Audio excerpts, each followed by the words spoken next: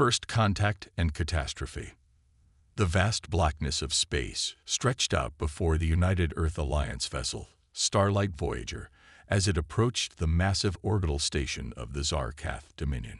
Captain William Moore stood on the bridge, his weathered face reflecting the glow of the tactical displays. Final approach coordinates locked in, Captain, reported Olivia Wilson from the pilot's chair. Steady as she goes, Moore replied, straightening his uniform. After 6 months of careful communication, this would be humanity's first face-to-face contact with the Zarkath, a reptilian species known for their military prowess. Dr. Lisa Jordan stood beside him, tablet in hand. Remember, Captain, their cultural briefings emphasize physical strength and courage above all else. They may find our diplomatic approach unusual. Moore nodded. We come in peace, but we won't be intimidated. The Starlight Voyager docked with a gentle thud. The airlock cycled, and 6 tall, scaled figures entered the reception area.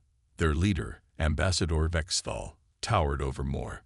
Gold plates adorned his crimson scales, marking battle honors. The Dominion welcomes the humans, Vexthal said, voice rumbling through the translator. Your journey across stars shows some measure of fortitude. Moore extended his hand. The United Earth Alliance is honored by this meeting. The Zarkath delegation studied the humans with unblinking yellow eyes. One whispered to Vexthal, who flicked his tail in what seemed like amusement. Later, as negotiations proceeded in the station's grand hall, Dr. Jordan noticed the Zarkath warriors watching the human delegation closely, especially their physical responses. They're assessing us, she whispered to Moore.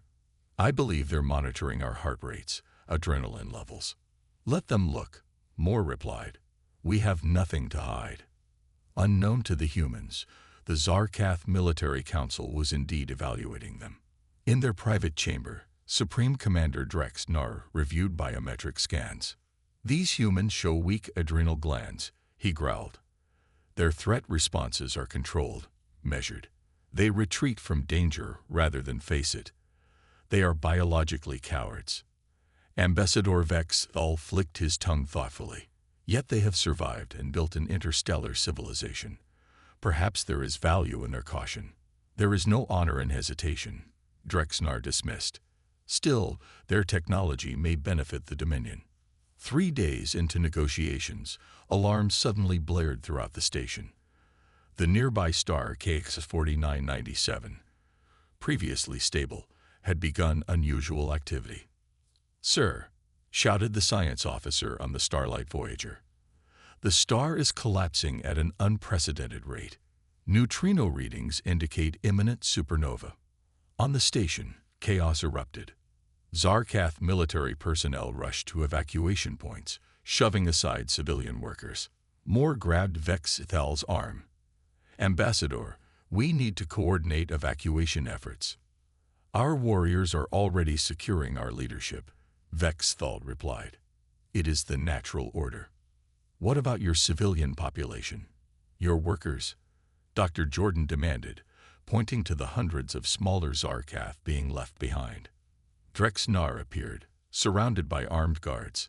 Those who cannot secure their own passage prove their weakness. We save the strong, who will rebuild. Moore stared in disbelief. That's thousands of your own people. Such is the way of the Dominion, Drexnar said flatly. Your ship may leave if you can depart in time. As the Zarkath command vessels detached from the station, Moore turned to his crew. Contact the Starlight.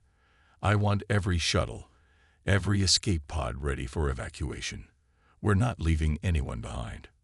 Dr. Jordan looked at the station scans. The radiation shields are already failing. We have less than 3 hours before the supernova reaches us. Then we better work fast, Moore said, already moving toward a group of frightened Zarkath workers. Humanity doesn't measure courage by who we leave behind, but by who we save when everything is at stake. The star's corona flared ominously through the viewport, bathing the abandoned station in amber light as the humans began their race against time. The human crew of the Starlight Voyager moved with practiced efficiency, Captain Moore established a command center in the station's main hall, directing operations while Dr. Jordan analyzed the station's layout. "We have 2 hours and 40 minutes before radiation levels become fatal," she announced, projecting a map. The station has 8 residential sectors with approximately 3,000 Zarkaf civilians. John Martinez, the ship's chief engineer, studied the station's failing systems.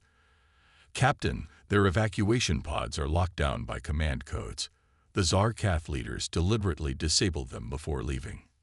Moore's face hardened. "Can you override?" "Not in time," Martinez replied. "But I can modify our shuttles to carry triple capacity if we remove non-essential components."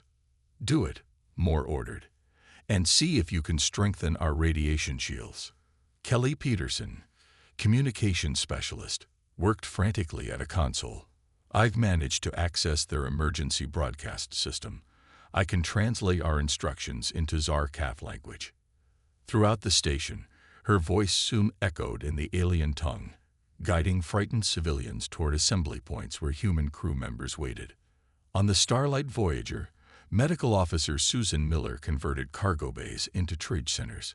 "We'll need to treat radiation exposure in a physiology we barely understand," she told her team. "Download everything we have on Zarkaf biology." Back on the station, the first groups of Zarkaf workers arrived at the assembly points, led by Security Chief Alan Garcia and his team. The aliens were confused, many refusing to believe humans would risk themselves. "Why would you save us?" asked a small Zarkaf worker with faded green scales. "We are not warriors." "Because that's what humans do," Garcia replied simply, helping them board a shuttle. From their command ship, now at safe distance, Drexenar and the Zarkaf leadership monitored the humans' rescue efforts with growing disbelief. "This is madness," said a military advisor. "They sacrificed their safety for menial workers and cubs." Drexenar watched the screen silently. "Perhaps there is something we do not understand about these humans." On the station, the situation deteriorated rapidly. Structural supports began failing as the star's gravitational forces intensified. "Section 4 is collapsing," Martinez reported over the comm. "We still have hundreds of civilians there." Moore didn't hesitate. "Garcia, take a team. Get those people out."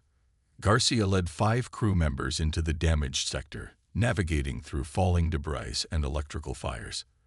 They found a group of Zarkaf huddled around their young, paralyzed with fear. "The path is blocked," one of Garcia's team reported. "We can't get back the way we came." Garcia studied the station schematics on his wrist display. "There's a maintenance tunnel 3 levels down. It'll be tight, but we can make it." As they guided the Zarkaf through increasingly hazardous corridors, a support beam crashed down, trapping the young Zarkaf beneath debris. Garcia and his team worked feverishly to free the child while radiation alarms blared. Meanwhile, Captain Moore coordinated with Olivia Wilson as she piloted the Starlight Voyager closer to the station, despite the increasing danger. "We need to use the ship's tractor beams to stabilize the station's orbit," Moore ordered. "It's our only chance to complete the evacuation." Martinez's voice crackled over the comm. "Captain, I've jury-rigged portable radiation shields. They'll only last 30 minutes, but it should buy us enough time." As the star continued its death throes, the humans worked relentlessly. Their methodical approach contrasted sharply with the Zarkaf values of glorious impulsive action.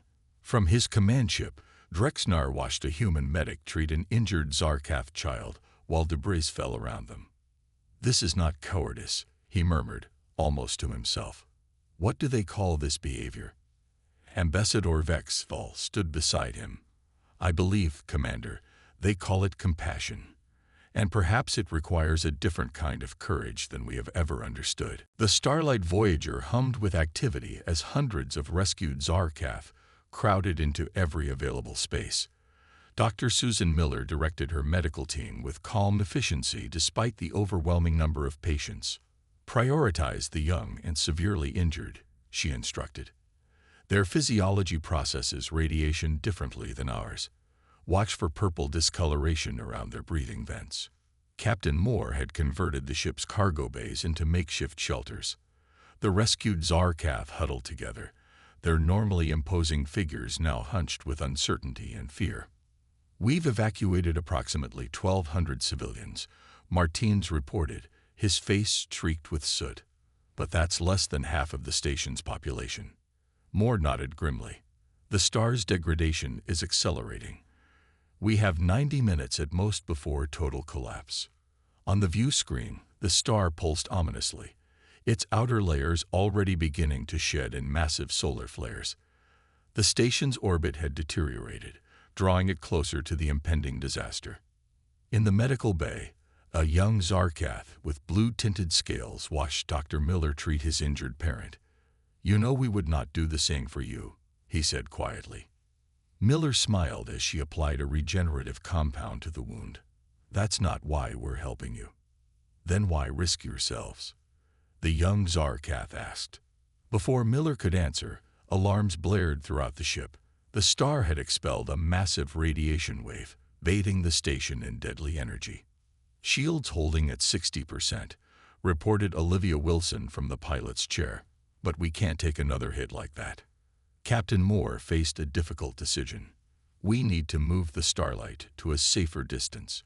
We can't rescue anyone if our ship is destroyed."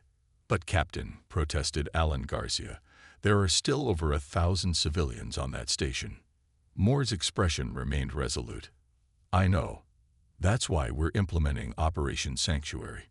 Martinez, is your team ready?" The engineer nodded. "The emergency radiation shelters are assembled. They'll buy the remaining civilians about 3 hours of protection." "Garcia, take a team back to the station. Establish the shelters in the central hub and gather everyone there. Wilson will bring the Starlight back after the next radiation wave passes." From the safety of their command ship, the Zarkath leadership watched these developments with growing astonishment. "They're returning to the station?" Drexnar asked incredulously, after barely escaping. Ambassador Vexthal studied the tactical display. "They appear to have a plan. They're not acting on impulse or emotion." A junior officer approached, bowing deeply. "Supreme Commander, we've intercepted their communications. The humans have constructed temporary radiation shelters for our remaining workers." "Using what materials?" Drexnar demanded. "Their own ship shields, Commander. They've weakened their vessel to protect our people." Back on the station, Garcia and his team worked swiftly to establish the radiation shelters. Kelly Peterson used the station's communication system to guide the remaining Zarkath to safety. "Follow the blue emergency lights," her translated voice echoed through the corridors. "Bring only essential items. Remain calm." A massive section of the station suddenly tore away, sucked toward the dying star. The entire structure groaned under the gravitational stress. "We're running out of time," Garcia reported to Captain Moore. "Structural integrity is at 12%. "Understood," Moore replied. "Wilson is bringing the Starlight back on my mark." In the central hub, now protected by the makeshift radiation shelters, a Zarkath worker named Krelvor approached Garcia. "You could have escaped. Your captain could have saved his ship and crew." Garcia checked the seals on the shelter. "We don't measure success by what we save of our own. We measure it by what we refuse to abandon." The station shuddered violently as another solar flare struck. Through the viewport, the star's surface roiled and bulged, preparing for its final, catastrophic transformation. "This is why the humans came back," Krelvor whispered to the gathered civilians, his voice filled with dawning understanding.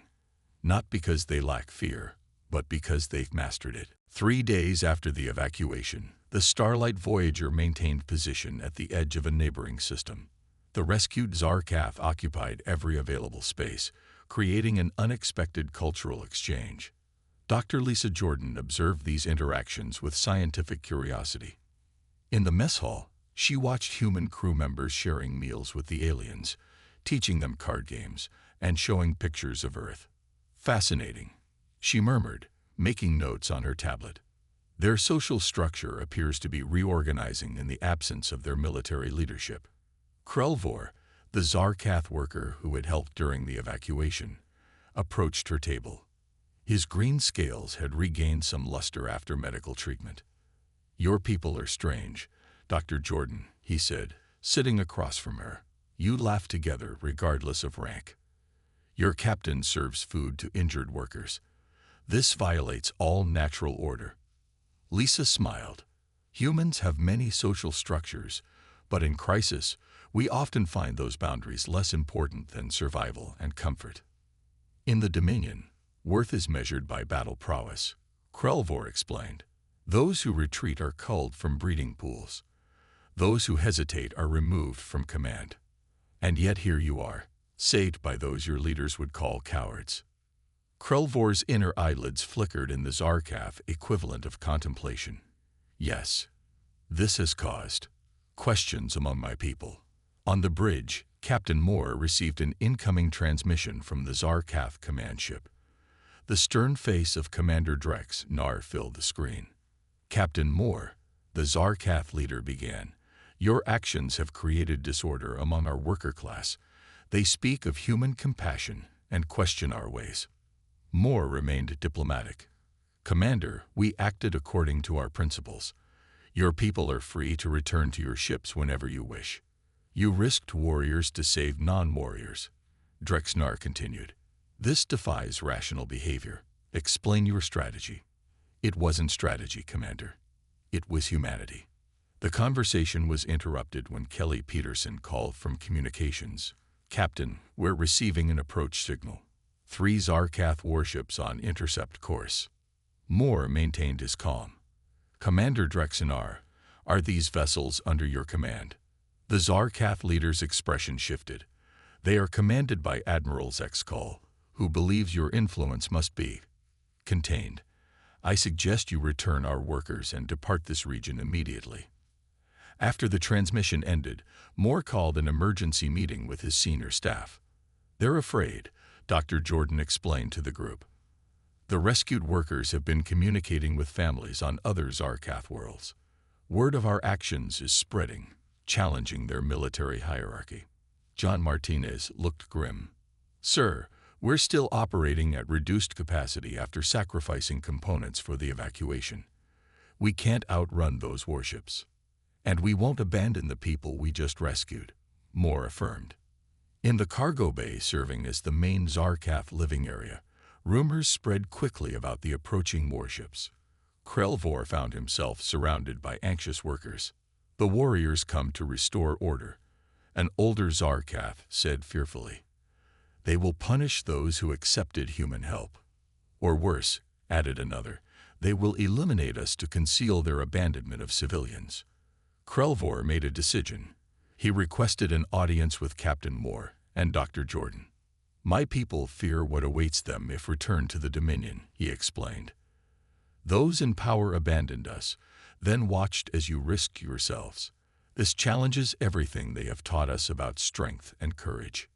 Dr. Jordan nodded. "Social hierarchies often react violently when challenged. I propose to speak with Commander Drexnar," Krelvor continued. "He witnessed your rescue efforts. Of all our leaders, he might understand that there are different forms of courage." Outside the viewport, the star that had nearly killed them all continued its spectacular death, now a distant but vivid reminder of how quickly the universe could change everything a civilization believed to be true. "Sometimes," Moore said thoughtfully, "it takes a catastrophe to reveal the truth about who we really are." The tension aboard the Starlight Voyager heightened as the 3 Zarkath warships approached. Their sleek, predatory forms resembled ancient Earth sharks, weapons arrays prominently displayed along their hulls. "They're moving into attack formation," Kelly Peterson reported from her communication station. No response to our hails. Captain Moore stood calmly at the center of the bridge. "Maintain our position. Shields at maximum with what we have left." Before Admiral Zexkal's ships could reach firing range, space itself seemed to ripple between the stars. A brilliant flash erupted, temporarily blinding the sensors. "Captain," the science officer shouted. Multiple spatial distortions detected. Unknown vessels emerging. 7 massive ships appeared, their hulls black as space itself with pulsing violet energy lines. Their design was organic, almost insectoid, and entirely unfamiliar to both humans and Zarkath. What are they? Moore asked as the unknown vessels positioned themselves between the Zarkath warships and the supernova remnant. The answer came when the newcomers opened fire on both Zarkath and human ships without warning or communication. Evasive maneuvers, Moore ordered as the first energy blast rocked the Voyager. "Get me Drexnar immediately." The Zarkath commander's face appeared on screen, his expression for once showing clear alarm. "Captain Moore, these are Nexus Horde vessels. They're scavengers who harvest energy from dying stars and eliminate any witnesses. They never leave survivors." The Zarkath warships engaged immediately, their battle doctrine demanding direct confrontation. Admiral Zexkull's voice boomed across all channels. "For the glory of the Dominion, death before retreat." Moore watched in horror as the Zarkath ships charged directly at the much larger Nexus vessels. Their weapons, though powerful, barely penetrated the strange, shifting shields of the Horde ships. "They're being slaughtered," Martinez observed grimly as one Zarkath ship exploded.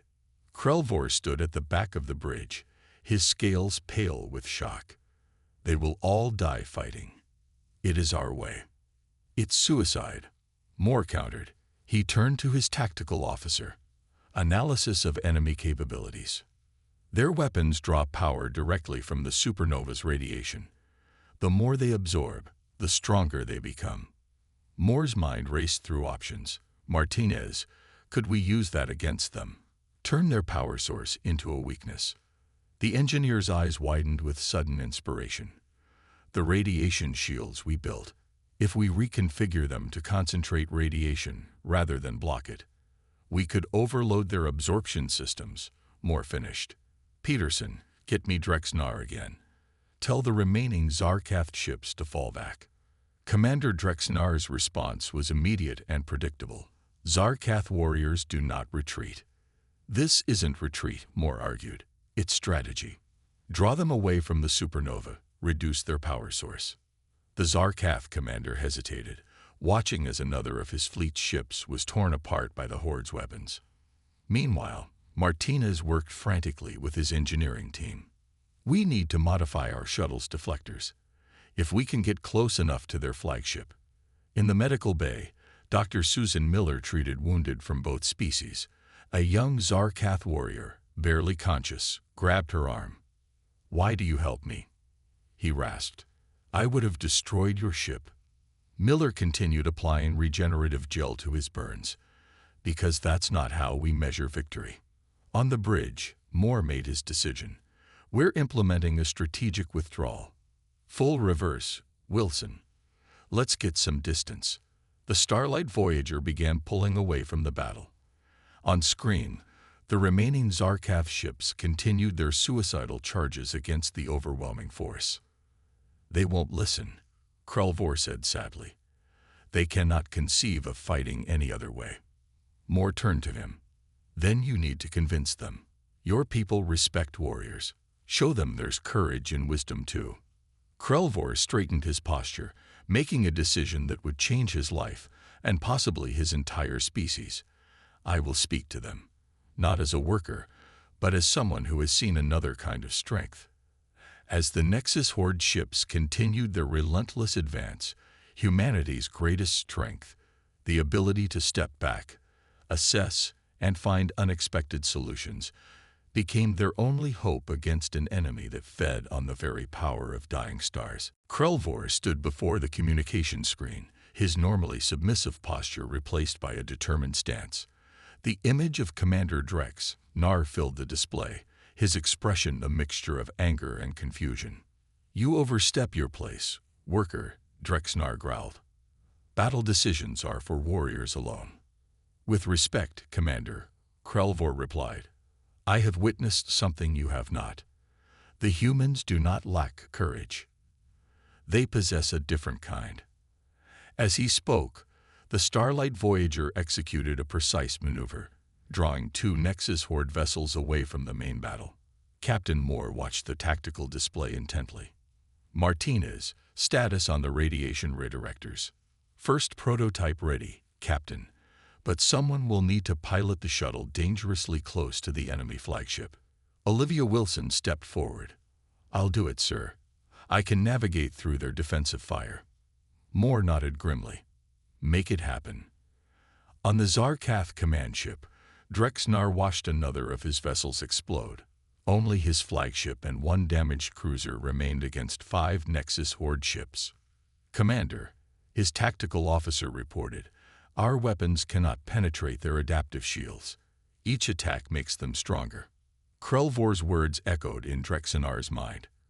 Could there truly be wisdom in the human approach? His entire life had been built around the principle that direct confrontation was the only honorable path. His decision came when a priority message arrived from the medical bay. His offspring, a young warrior in training, had been critically injured in the battle. The ship's medical officer gave a grim prognosis. Commander, the communication continued. The human doctor has offered assistance. She claims knowledge of regenerative techniques unknown to our physicians. Pride warred with paternal instinct in Drexnar's mind. Finally, he made his choice. Establish communication with the human vessel, he ordered. Aboard the Starlight Voyager, Dr. Susan Miller prepared to transfer to the Zarkath flagship. Captain Moore stopped her before she entered the shuttle. This is a significant risk, Doctor, he warned. They've been trying to destroy us until moments ago. Miller smiled confidently. Sometimes healing does more to change minds than any battle, Captain. While Miller departed for the Zarkath ship, John Martinez completed final adjustments on the modified shuttle. He explained his plan to the assembled team. The Nexus Horde vessels absorb radiation to power their weapons. If we can force feed them more than they can process, we might overload their systems. Captain Moore studied the schematics. It's a brilliant plan, but whoever pilots this shuttle will be exposed to dangerous levels of radiation, even with protection. I understand the risk, Captain, Wilson replied, but I'm the best pilot we have. Meanwhile, Krelvor continued his unprecedented dialogue with the Zarkath leadership. Several high-ranking warriors listened as he described the human evacuation. They did not charge blindly into danger, he explained. They assessed, planned, and executed with precision. They saved thousands because they valued life over glory. On the Zarkath flagship, Dr. Miller worked feverishly to save the commander's offspring. Her human techniques, combined with her understanding of Zarkath physiology gained during the evacuation, made the impossible possible. As the young warrior's vital signs stabilized, Drexnar watched in silence. Finally, he spoke. You risk yourself for an enemy's offspring. Explain. Miller continued working as she answered. Where I come from, a doctor treats the patient in front of them, regardless of who they are. Back on the Voyager, Martinez's plan was ready. The modified shuttle would fly directly into the radiation stream from the supernova, collect the energy, and release it in concentrated form into the Nexus flagship's intake vents. Captain Moore opened a channel to the Zarkath command ship. Commander Drexnar, we have a plan, but we need your remaining ships to coordinate with us. There was a long pause before Drexnar responded. The Dominion has never fought alongside other species. There's always a first time, Moore replied. And this enemy threatens us both. After another pause, Drexnar made a decision that would forever change Zarkath history. What do you require of us, Captain Moore? As the two former adversaries began planning their joint assault, the Nexus Horde ships moved into position to deliver what they believed would be a final devastating attack. The modified shuttle piloted by Olivia Wilson streaked toward the supernova remnant, its hull glowing from the intense radiation. Behind it, the remaining Zarkath vessels moved into a defensive formation around the Starlight Voyager. Radiation levels at maximum collection capacity, Wilson reported, her voice strained. Shuttle integrity holding at 70%.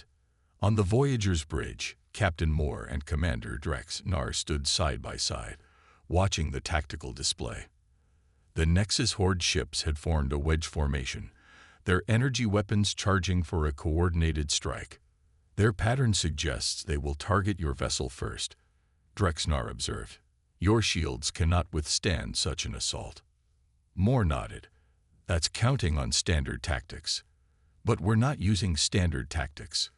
Wilson's shuttle completed its radiation collection, the specially designed tanks now pulsing with deadly energy. She turned the small craft toward the largest Nexus vessel, accelerating directly toward its main energy intake vents. "They're tracking me," she reported. Evasive maneuvers commencing. The shuttle danced through space, dodging energy beams while maintaining its course toward the target. The Nexus ships, confused by this seemingly suicidal approach, adjusted their formation to intercept. "Now," Moore commanded.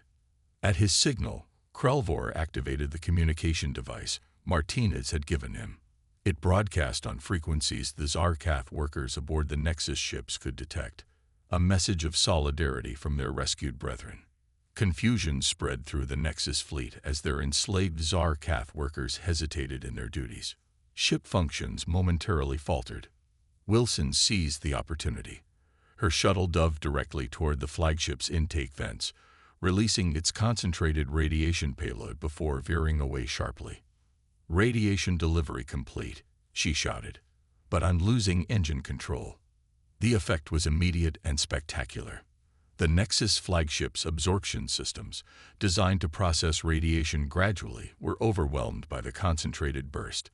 Energy surged through its systems, causing cascading failures throughout the massive vessel.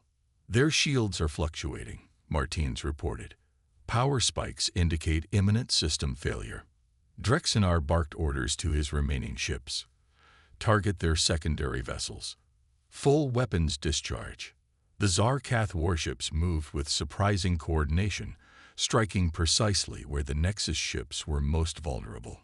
Meanwhile, the Starlight Voyager launched its remaining shuttles, each carrying radiation payloads toward different targets.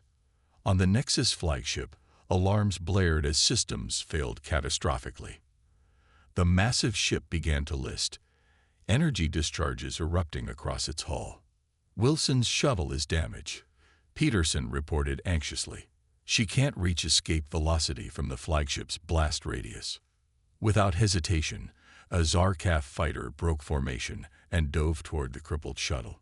Using precision maneuvering, it extended a magnetic tether, capturing the human vessel and pulling it to safety moments before the Nexus flagship exploded in a blinding flash.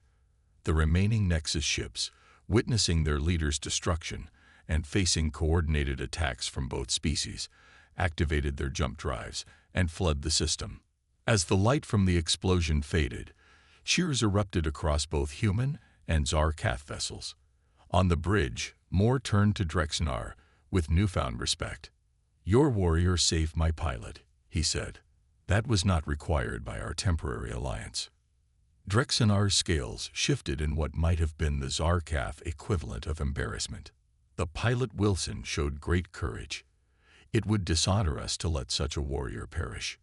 2 weeks later, the Starlight Voyager and the Zarkath flagship orbited a peaceful blue planet where representatives from both species gathered to formalize their unexpected alliance. Dr. Lisa Jordan stood beside Krelvor, who now wore the insignia of a cultural advisor, a position created specifically for him. "Your society is changing quickly," she observed. Krelvor nodded. "Commander Drex-Nar has proposed reforms to our council. Workers will now be trained in emergency response. Value will be measured not just by combat prowess, but by contribution to the Dominion's survival." Captain Moore and Commander Drex-Nar signed the historic treaty, while cameras recorded the moment for both civilizations. The document acknowledged the complementary strengths of humans and Zarkath, human ingenuity and compassion alongside Zarkath strength and discipline. As the ceremony concluded, Drex-Nar presented Moore with a ceremonial blade, the highest honor in Zarkath culture.